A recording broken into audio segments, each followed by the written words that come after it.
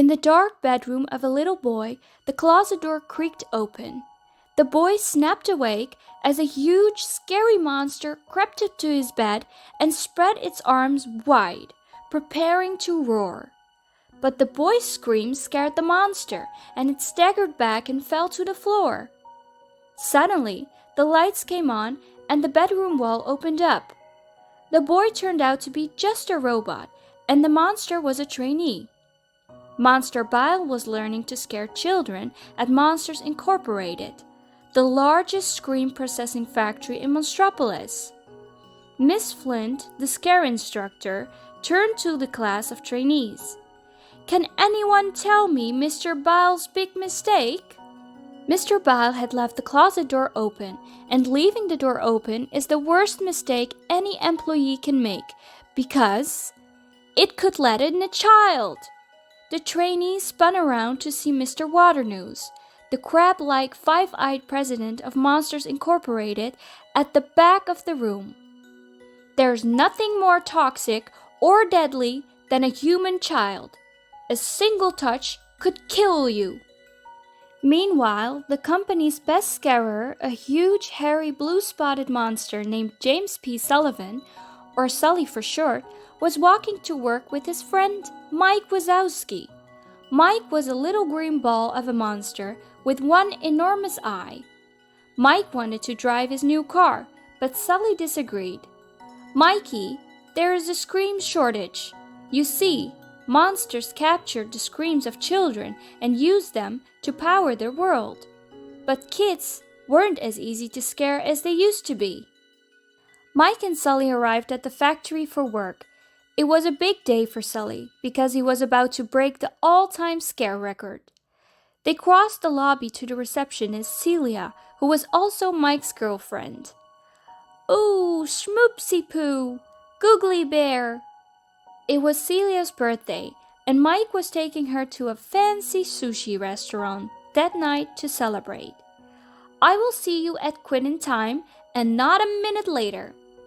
"Okay, sweetheart." Sully and Mike crossed to their workstation on the scare floor, the busy room where all the scaring in the factory took place. Mike slipped a card key into a slot, and a door emerged from a huge overhead vault and dropped into place in front of them. At the next station, a lizard-like monster named Randall made his preparations. Randall was the company's second-best scarer, but he was determined to take the lead. Sully waved to him. "Hey, may the best monster win." "I plan to." Red lights lit up above all the doors to show they were active. Mike cheered Sully on as he opened his door and crossed into a child's room. "You're the boss! You're the boss! You're the big hairy boss!" Sullivan kept his lead. "Oh, I'm feeling good today, Mikey." "Attaboy! Attaboy!" Another door coming right up. Randall's assistant Fungus turned to his boss. "You're still behind, Randall. Just get me another door." Suddenly, an alarm sounded. 2319! We have a 2319! Another monster, George, had come out of his door with the human sock stuck to his back. "Get it off! Get it off!" Agents from the Child Detection Agency, or CDA, swarmed onto the scare floor. They knocked poor George to the ground, picked off the sock, and blew it up. George was disinfected in a shower and shaved clean. Mr. Waternoose was not pleased.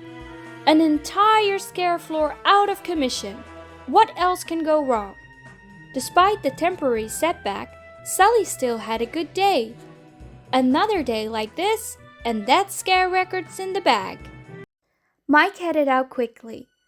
Oh, the love boat is about to set sail. Just then, Ross, the slug-like dispatcher, stopped him.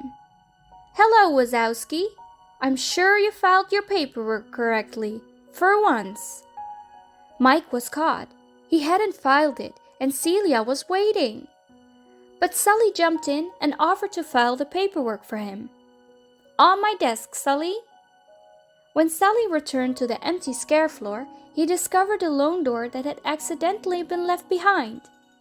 the door's red light was on.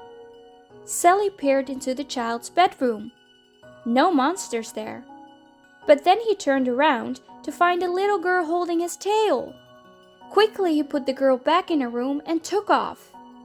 In the locker room, he found that the girl was still clinging to his back.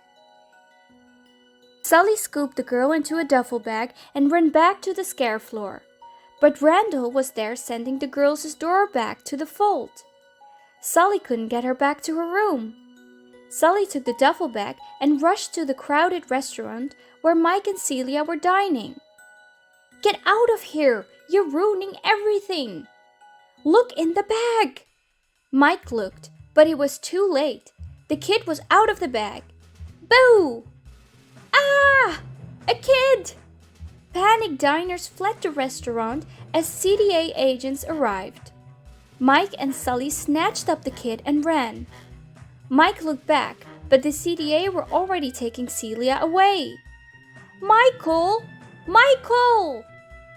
Well, I don't think that date could have gone any worse. The terrified monsters took the girl back to their apartment. She ran around happily until she grabbed a one-eyed teddy bear and Mike objected. Hey, that's it. No one touches little Mikey." And he grabbed the teddy back. Her scream made the lights in the apartment surge brightly. Panicked, Mike ran to the window and pulled the blind shut. But as he tried to get the bear back to the girl, he slipped, flew through the air, and landed in a wastebasket. Amazingly, her laughter caused all the lights in the whole building to light up and blow out. What was that? I have no idea, but it would be really great if it didn't do it again. After a lot of playing, the little girl finally got tired, and Sully put her to bed in his room. But as Sully started to leave, she whimpered and pointed to the closet. She showed Sully a picture she had drawn. "Hey, that looks like Randall. Randall's your monster. How about I sit here until you fall asleep?" Sully comforted her gently until she fell asleep. Then he returned to the living room. "Hey, Mike, this might sound crazy, but I don't think that kid's dangerous." Sully figured the best plan was to get the girl back to her room through her closet door at Monsters Incorporated. The next day, he disguised her in a little monster costume and took her back to the factory. Sully, a mop, a couple of lights, and some chair fabric are not gonna fool anyone. Loch Ness, Bigfoot, the abominable snowman, they all got one thing in common, pal. Banishment. We could be next. Of course, they promptly ran into Mr. Waternoose. "Boo! Aha, James, is this one yours?" Actually, that's my, cousin's sister's, daughter, sir." The guys ducked into the restroom with the girl, and she and Sully played hide and seek. Where did she go? Did she turn invincible? Boo! But someone was coming. The girl acted scared, and all three hid in a stall just before Randall and Fungus entered. "What are we going to do about the child?" "Shh! You just get the machine up and running. I'll take care of the kid. And when I find whoever let it out, they're dead." Mike and Sully hurried the girl to their station on the scare floor. Mike swiped a card key and brought a door down from the vault. "Mike, that's not her door. Her door was white, and it had flowers on it. This isn't Boo's door." "Boo? What's Boo?" "Sully, you're not supposed to name it. Once you name it, you start getting attached to it.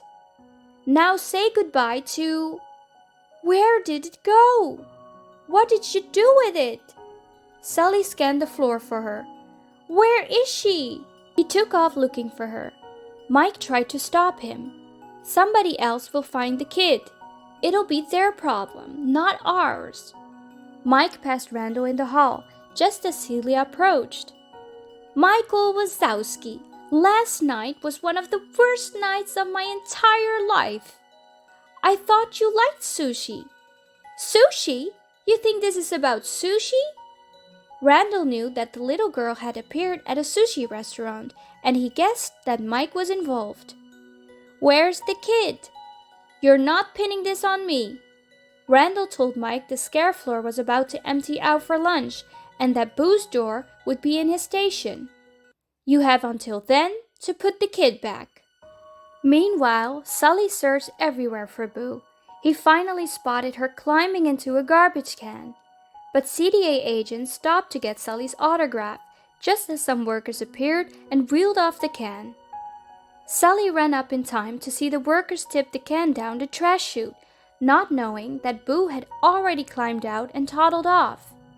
He raced down to the basement, where the trash was processed, and watched horrified as it was smashed into a cube by a giant compactor.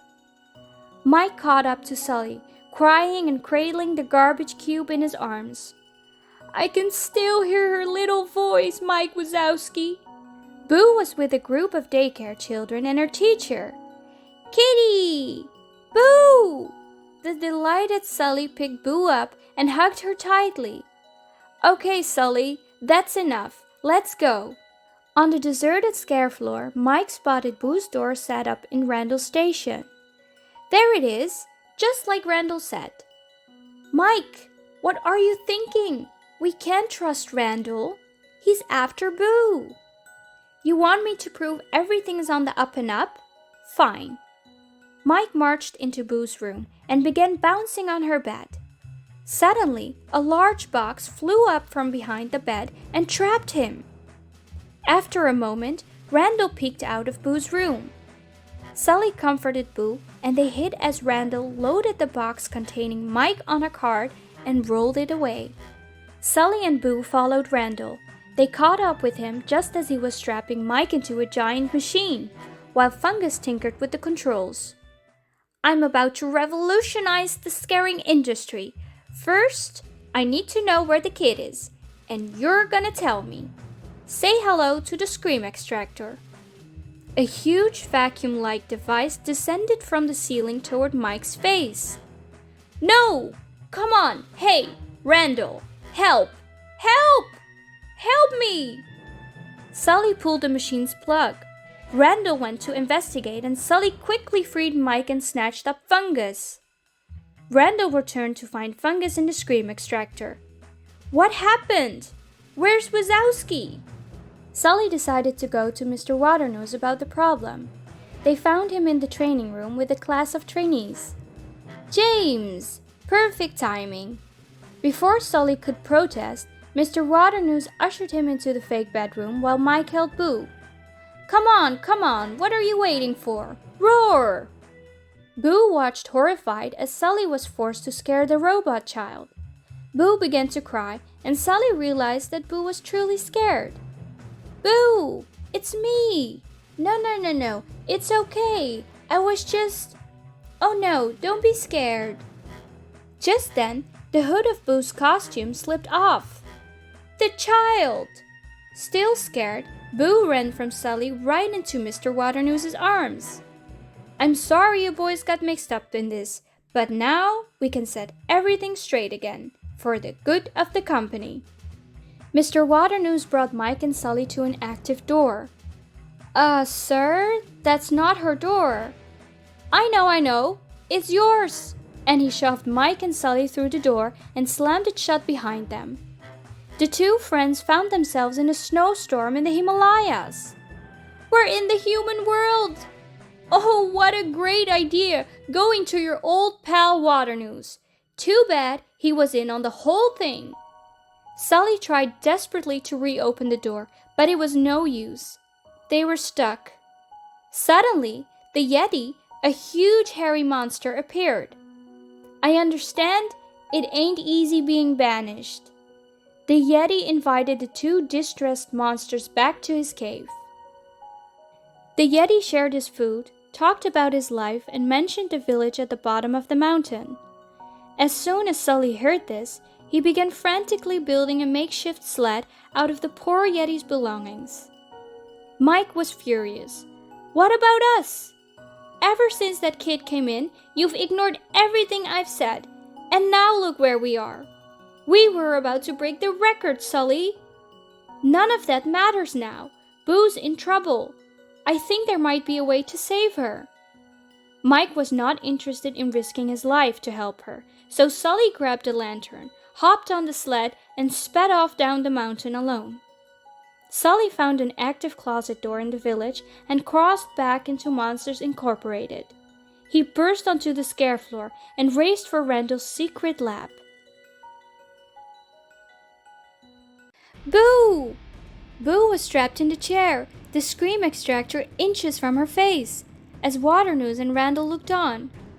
Sully charged in like a bull and smashed the machine out of Boo's path. He grabbed Boo and they took off. Stop him! Don't let them get away! Suddenly, Mike showed up and tried to apologize. Sully just dragged him along, with Randall chasing after them. They ran to the scare floor, and Sully grabbed onto a door on its way back to the doorfold. Sully, Mike, and Boo clung to the door as it sailed through the enormous vault on a conveyor belt, surrounded by doors as far as the eye could see. Just then, they spotted Randall riding on another door, straight toward them. Sully shouted, "Make her laugh!" Mike looked at Boo, then socked himself in the head. The red lights above the door and all the doors in the vault lit up. The trio jumped through the door and found themselves in a house on a beautiful Hawaiian beach. Why couldn't we get banished here? They quickly ran out of the house, into a neighbor's house, and through another door back into the vault. But Randall was still right behind them. Hurry up! Keep moving! Randall closed in, seized Boo, and disappeared with her into a door. Knowing Sullivan was not far behind, Randall waited, then attacked Sullivan as soon as he appeared in the doorway. You've been number one for too long, Sullivan. Now your time is up. And don't worry, I'll take good care of the kid. Suddenly, Randall's head jerked back. It was Boo, pulling him back. Sully was saved and was able to get back into the room. She's not scared of you anymore. Looks like you're out of a job. Sully pushed Randall through a door into a run-down trailer in a swamp. Just then, Boo's door rode by, and they jumped on it. But before they could get it open, it lurched off in another direction. What's happening? The door sailed back down toward the scare floor, where Mr. Waternoose was waiting for them, surrounded by CDA agents. As the door landed, Mike threw one of Boo's socks at the agents, and they all panicked. In the commotion, Mike took off carrying Boo's costume, and the agents followed him. Sully grabbed Boo's door, and he and Boo ran the other way. Only Mr. Waternoose saw Sully had Boo, and he chased after them alone. Sully ran with Boo to the training room. He quickly put Boo's door in the fake bedroom and hid Boo in the bed to make it look like Boo's room. Mr. Waternoose arrived at the door. She's home now. Just leave her alone. I can't do that. She's seen too much. I'll kidnap 1,000 children before I let this company die. And I'll silence anyone who gets in my way. Suddenly, the lights came on and the walls opened up. Mike was manning the controls, and Waternoose was caught red-handed. As Mike and Sully watched, CDA agents crossed onto the stage, arrested him, and led him away. Sully used the card key to activate Boo's door. She was delighted to see her room again and showed Sully around. She looked in her closet. Nothing's coming out of your closet to scare you anymore, right? Yeah. Goodbye, Boo. Kitty! Sully quietly stepped into the closet and closed the door behind him. The CDA then shredded Boo's door to prevent future monsters from getting into her room. Sully could never see Boo again. Thanks to Sully and Mike's discovery of the superior power of children's laughter, Monsters Incorporated soon switched from screams to giggles. Sully took over as president, and Mike became their best comedian, keeping kids in stitches all day long. But Sully was sad. He missed Boo. One day, Mike surprised him. Hey Sully, there's something I want to show you. It was Boo's reconstructed door, carefully glued back together. Sully couldn't believe it. He cautiously opened the door. Boo! Kitty!